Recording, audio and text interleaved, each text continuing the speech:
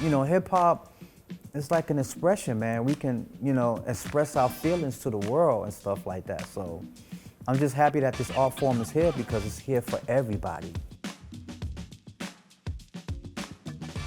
My name is Grand Wizzard Theodore from the Boogie Down Bronx, creator of the scratch and creator of the needle drop.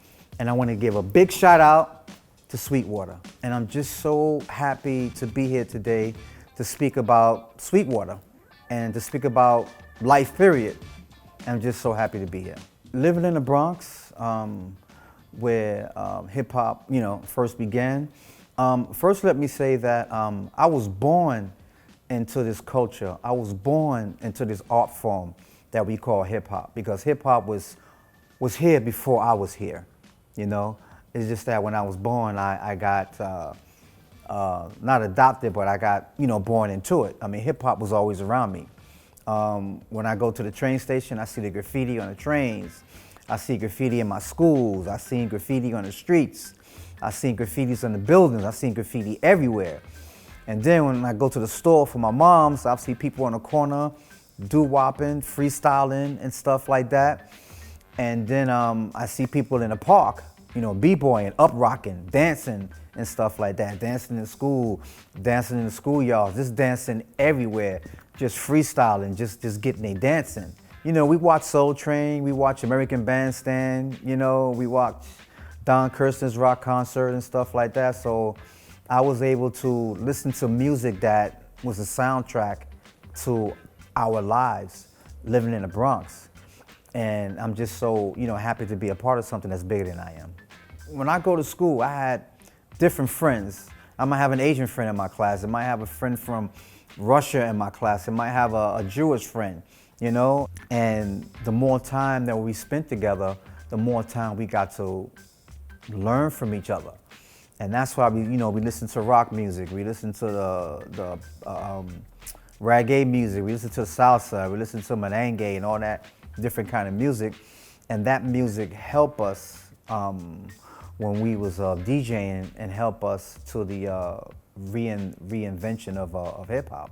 My first experience as a DJ and listening to a DJ, period, is when my brother Mean Gene and Grandmaster Flash first had the two turntables and a mixer. Because see, Flash and my brother Mean Gene, they were partners together. And when I first seen them with two turntables and a mixer, I was like, wow, this is what I want to do. And that's how I got introduced to, hip hop, and that's when everything became full circle. Because I was introduced to all the other elements when I was like 9, 10, 11 years old.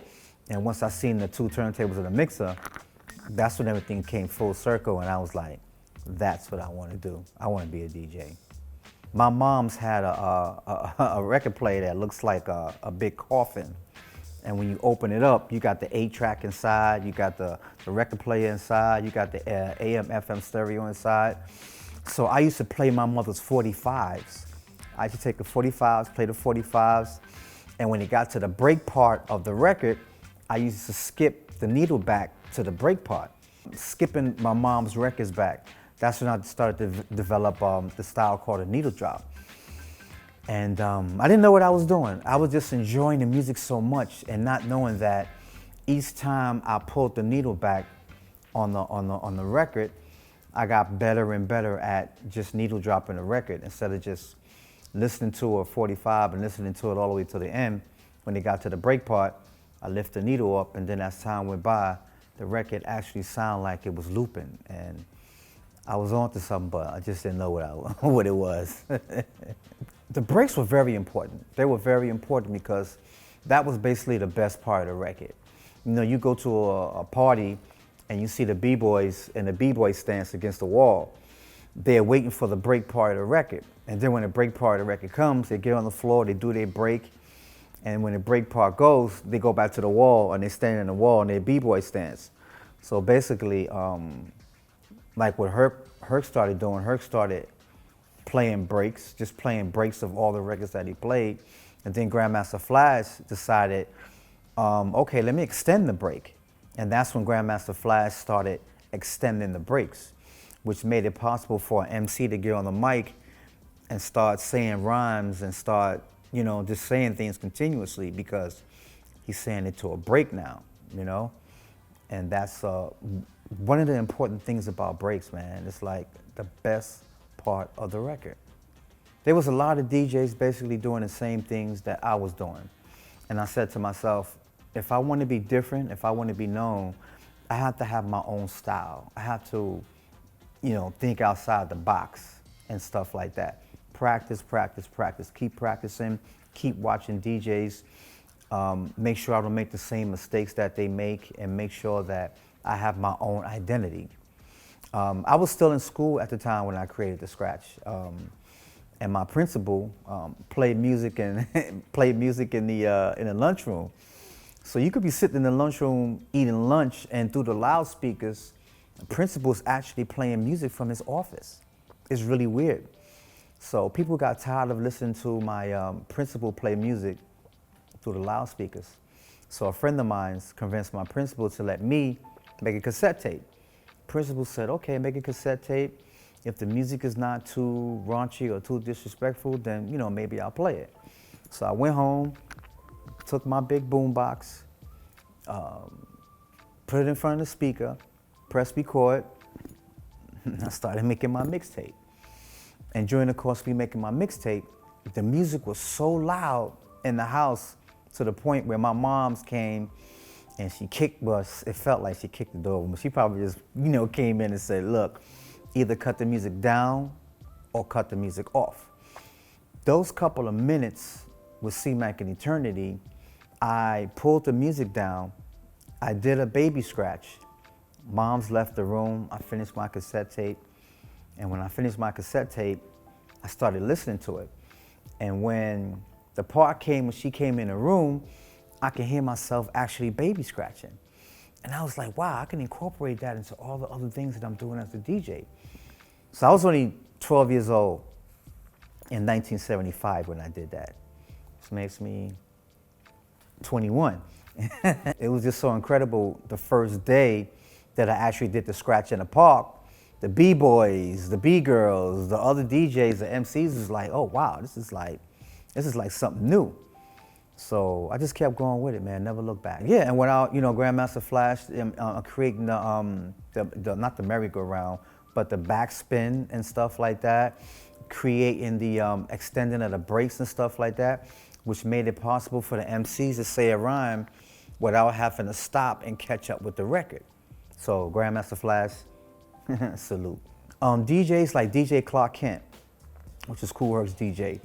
Then you got DJ JC, God bless him, Imperial JC.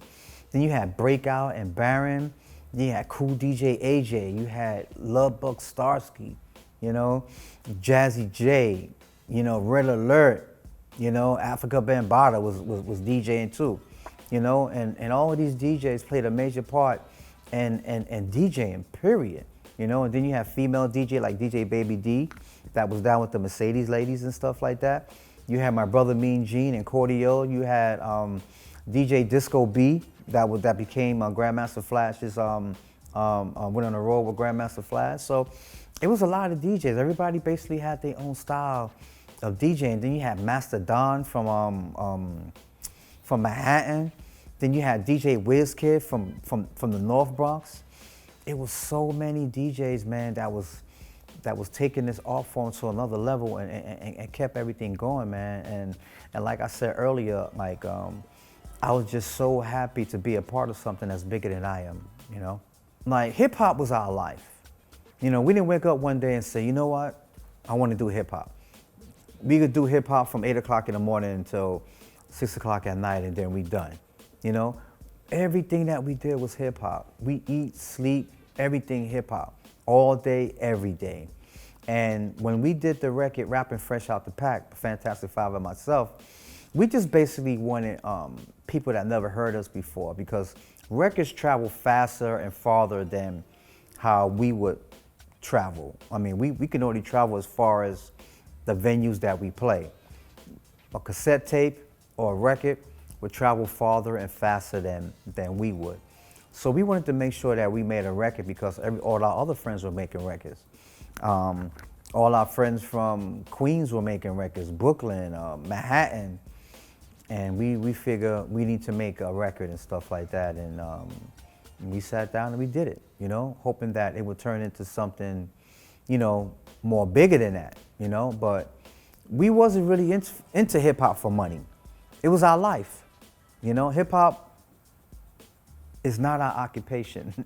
Hip hop is our life, you know. And that's what we did. If it took us anywhere, we happy for that, you know. We just did something that felt really good, man. You know, it was medicine for us. Music is medicine. I don't care who you are, I don't care where you from, music is medicine. And it's the same as an MC. DJing can be the voice of the voiceless, you know? Music can be the music of the musicless, you know? So it's like a DJ can play music and you can be like, wow, I know where this guy's coming from. He's playing a lot of music and the music has a message in it. So maybe he's trying to talk to us through his music. You know, hip hop is like an expression, man. We can, you know, express our feelings to the world and stuff like that. So I'm just happy that this art form is here because it's here for everybody. We are coming up on 50 years of hip hop. Me, myself, I'm only celebrating 47 years of hip hop because I only been in hip hop for 47 years. You got people like my brother Mean Gene, Grandmaster Flash, you know, and DJ Breakout, Cool DJ AJ. A lot of other DJs been doing this for 50 years. So, you know, I'm gonna say this to the pioneers, when you do your interviews, if you don't know, just say you don't know. Don't try to add yourself onto the story because this is our life. I want my kids, my grandkids' kids, your kids, his kids, everybody's kids, all the Sweetwater kids, everybody's kids from around the world to know what the true hip hop culture is, you know? 100 years from now, I want people to be able to go in the Smithsonian or go to the Sweetwater website and be like, oh, Grand Wizzard Theodore did an interview here 100 years ago. And this is what he said, and everything is true, you know? So it's gotta be documented right, man. It definitely gotta be documented right. The Hip Hop Museum, we have an exhibit now at the Hip Hop Museum in the Bronx, 610 Exterior Street. Or you can go to you know, hiphopmuseum.org and you can still go to the exhibit. You know, you can go there and watch and see all the, you know, Run DMC stuff and they have a big giant boombox. One side of the boombox is playing all East Coast videos. The other one's playing West Coast videos and stuff like that. And yeah, man, go to the Hip Hop Museum, man, and look at the exhibits, man. And 2023 or 2024, the building across the street will be up. We got low-income housing for people. And on the bottom, we have the Hip Hop Museum. And this is something that's long overdue, man, long overdue. Hip hop has changed the world, man, as we know it. It's changed the world of music. It's brought different people together from different parts of the world, no matter where you're from. It changed the game for DJs, period. You know, I mean, you still have DJs out here that play vinyl and stuff like that, you know. That's a good thing. But you still have DJs out here that's getting on the airplanes and traveling to different states and traveling abroad. And Serato has made that possible for us to, instead of we carrying 3 and 4 crates of records, we carry our laptop. We got 60, 70 crates of records in our Serato and stuff like that. And I just want to take the time to thank all the people at Serato, man, because this definitely changed the game for us, man. It definitely changed the game for us. And there's more DJs now than it was when I started playing music. When I started playing music, it was a couple of thousand, maybe 100,000 DJs around the world.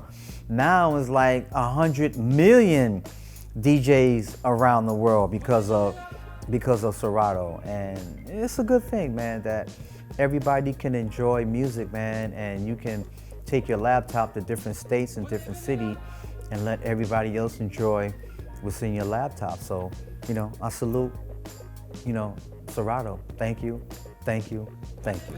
When I first started out on DJing, we didn't have the technology that we have today. Our needles wasn't made for scratching and cutting and stuff like that. The turntables wasn't made for scratching and cutting. The mixers look like big giant microwaves. They were not made for scratching and cutting. None of the equipment was made for scratching and cutting. So from seeing from then, from now, and see how these companies are making gear, channeling towards the DJ and what the DJ is doing now, I think it's a beautiful thing, man. Down to the felts, down to the needles, down to the mixers, down to the turntables, down to the beat machines, down to the microphones, the microphone stands, the speakers. We don't have to carry amplifiers that much no more because the amplifiers are already built into the speakers and stuff like that. And it's a beautiful thing that these electronic companies are building equipment geared toward us, the DJ. And when people come to the venue and see the DJ DJing, they look at what kind of gear he has. Oh, okay, he got the, he got the so-and-so turntable, he got this, he got the rain mixer, he got this mixer and stuff like that, So, yeah, he got all the right stuff. So when they go home and they want to order some stuff, they'd be like, yo, let me go to Sweetwater.com, because I seen Theodore, he had these speakers and all this stuff, so I'm gonna go to Sweetwater.com and order all the stuff that I want to order, and boom, you good. The next 47 for me, man, is just being able to just play music around the world, get a studio so that some of the kids in the inner city, because I find myself going to little cities and they be like, like Theodore, like what can I do? I'm trying to get out there. I'm an MC and I can't get my name out there, I want to be able to do a mixtape or get in the studio. Some kids can't get in the studio. Some studios are $1,000 an hour before taxes. They got all these taxes out. Government tax, Kanye West tax. It's crazy, man, And it's like we have to look back on the other generation that's coming up behind us to make sure that this keeps going. Like now, I've been teaching at the Scratch Academy for 22 years. I've been teaching there. And to be able to have all the kids come in and learn how to scratch, learn how to beat match, that's one of my ways of giving back, because one day I'm going to go in a venue and these are going to be the kids that's going to be playing the music in the venue and stuff like that. So definitely, have to give back and look back at the next generation coming up and make sure that they don't go through the trials and tribulations that we went through. I've never thought about me becoming a DJ. I would travel around the world 3 times. I've been on the plane. It's like get on the airplane and get off, go to Australia and get off the plane. It's like a bunch of people there waiting for me, and then all the venues that I do is so loud and people walking up to me with the Wild Style album. We're rapping the Fresh Out of the Pack first record that the Fantastic Five and myself did, and I'm across the water. I'm going to China and Japan, and people know who I am and stuff like that. They know more about me than I know about myself, And this is what hip hop did. This is what DJing did and stuff like that. Doing Nike commercials and stuff like that. Being able to do an interview for Sweetwater. Hey, I've arrived. I have arrived. So I'm just, happy to be doing this. And, people walk up to me sometime and just be like, yo, DJing saved my life. If I wasn't DJing, I might be out here robbing people, or I might be, robbing banks. I might be doing a lot of crazy stuff, And people say that, music has changed their life. Like, you could be having a problem, whether it can be in school or people drug use or problems in your life, and you could just go and listen to your favorite record, man, and you could feel a calm come over you, man, because music calms the savage beast, man, and music is medicine, man. Music is medicine, man. Any day, all day, music is medicine. And, being a DJ, I'm just happy to be able to be the doctor in the room and just make everybody feel good at the party, Peace. Grand Wizzard Theodore here from the Boogie Down Bronx. Want to give a shout out to Sweetwater. Thank you for being a part of hip hop. Thank you for being a part of all of our lives. And thank you for helping us get to the next level. Peace.